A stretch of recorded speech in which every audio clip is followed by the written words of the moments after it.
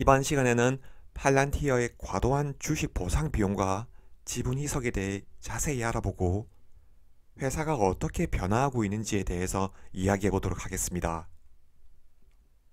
팔란티어가 소액 주주들에게 지휘타를 받는 이유 중 하나는 내부자 매도와 소액 주주들의 지분 희석으로 인한 주식 가치의 하락일 겁니다. 만약 주식을 매수했을 당시보다 이익은 고정되어 있고 전체 주식 수가 증가한다면 시가총액은 증가하겠지만 주당 이익은 감소할 겁니다.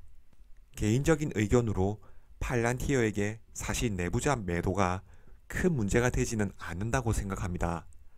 팔란티어는 2020년 직상장을 했기 때문에 상장 당시 신주 발행으로 인한 대규모 희석은 없었습니다.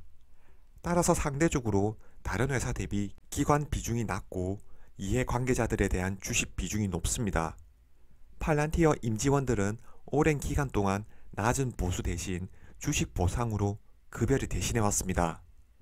개인 입장에서도 주식을 파는 게 어떻게 보면 합리적인 선택이고, 이는 기관 입장에서는 보유 비중 확대를 위한 과정일 수도 있을 겁니다. 하지만 팔란티어는 사업 모델과 신규 소프트웨어를 구축하기 위해 엄청난 주식을 직원들에게 보상으로 지급했습니다. 오히려 문제는 과거 발행한 RSU가 옵션으로 행사되는 데에 있을 겁니다. 이는 기존 소액 주주들의 지분 가치 희석을 초래할 겁니다. 특히 24년 3월 30일이 현재 약 210만 개의 옵션 만기일이 24년 12월까지 도래하고 있습니다.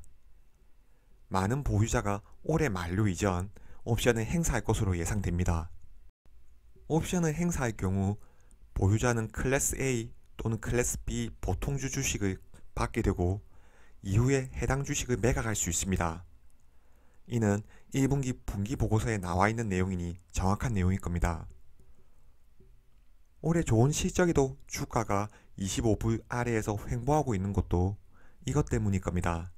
이 팔란티어의 주가가 상승 시점에서 주식 옵션에 대한 행사로 지분 가치가 희석되는 부분은 어느 정도 사실인 거죠. 하지만 개인적인 생각으로 앞으로를 봤을 때 주가 희석에 대한 문제는 충분히 해결할 수 있는 상황이라고 생각합니다. 왜 그렇게 생각하는지 하나씩 알아보겠습니다. 팔란티어는 2020년 9월 30일 직상장과 관련해서 8억 4,700만 달러의 주식 보상 비용을 발생시켰습니다. 그 이후 주식 보상 비용은 지속적으로 감소 중에 있죠. 하지만 현재까지도 단기 순이익보다도 많은 주식 보상 비용을 발생시키고 있습니다. 팔란티어의 24년 1분기 단기 순이익은 1억 600만 달러, 매출액 대비 단기 순이익률은 17%입니다. 하지만 주식 보상 비용은 1억 2,500만 달러입니다. 이것도 전년 대비 10%가량 줄어든 수치입니다. 회계적으로만 봤을 때 주식 보상 비용 대신 판관비로 차감했다면 단기 순 손실을 기록했을 겁니다. 이 부분이 팔란티어 실적이 양호한 흐름을 보이고 있음에도 시장에서 혹평을 듣는 이유일 겁니다.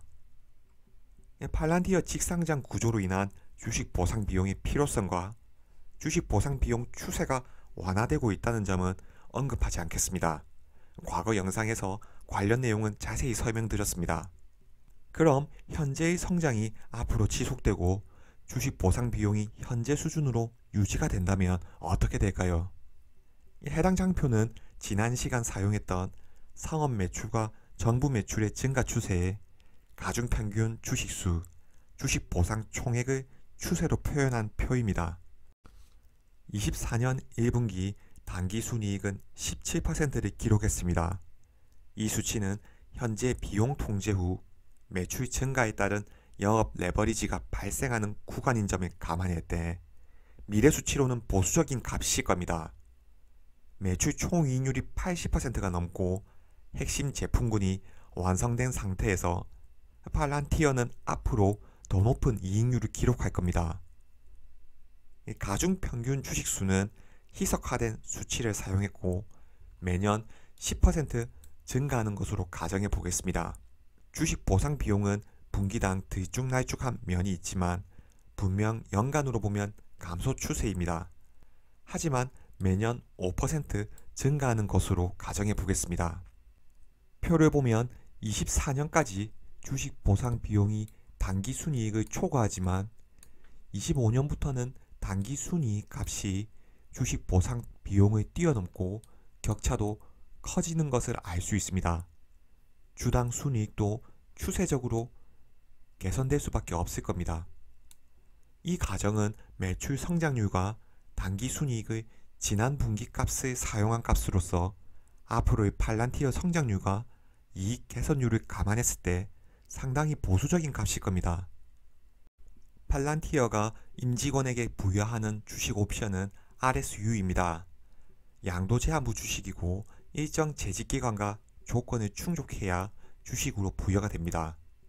RSU는 베스팅 기간을 거쳐 행사되는데 대략적으로 4년에서 5년가량입니다.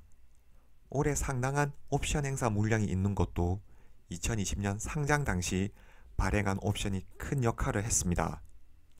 따라서 올해와 내년에 옵션 행사 주식이 많을 수밖에 없고 주식에 대한 희석도 다른 해보다 높을 수 있을 겁니다.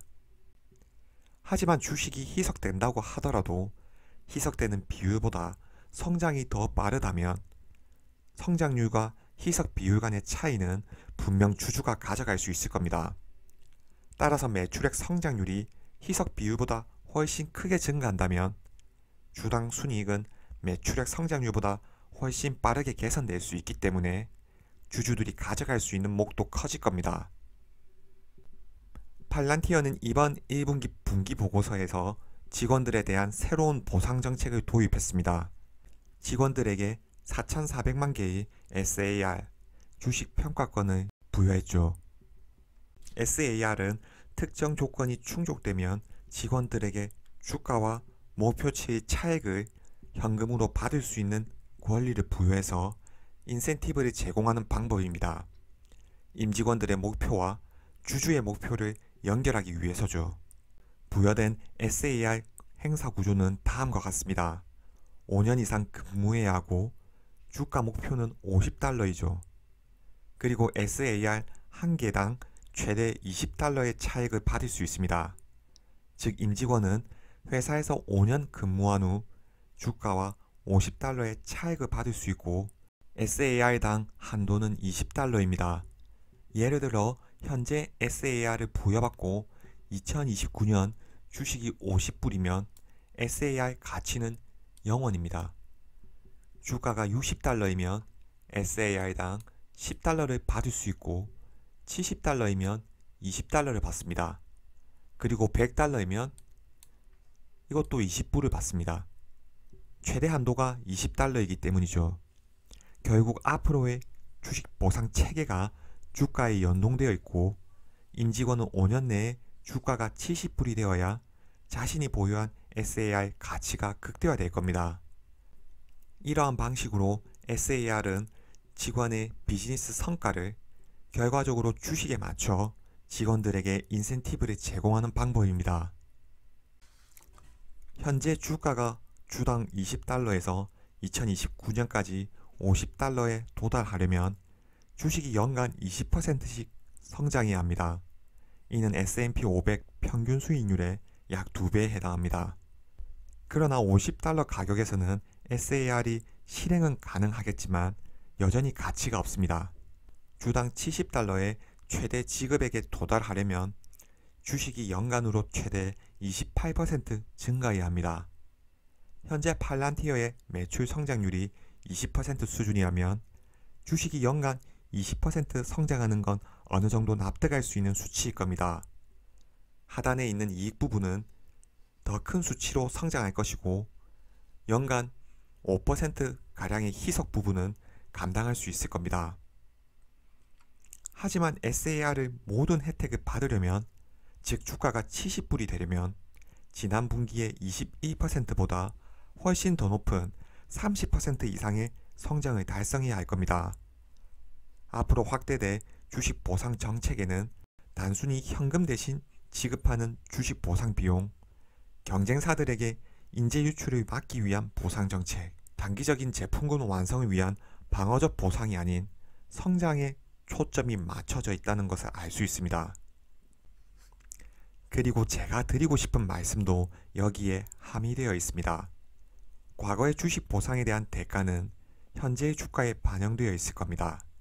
앞으로도 주가는 변동성을 겪을 수도 있을 겁니다. 하지만 회사의 경영 방침은 성장에 초점이 맞춰져 있고 앞으로의 직원들의 첫 번째 관심사도 성장이 될 겁니다. 이번 영상은 여기까지입니다. 시청해주셔서 감사합니다.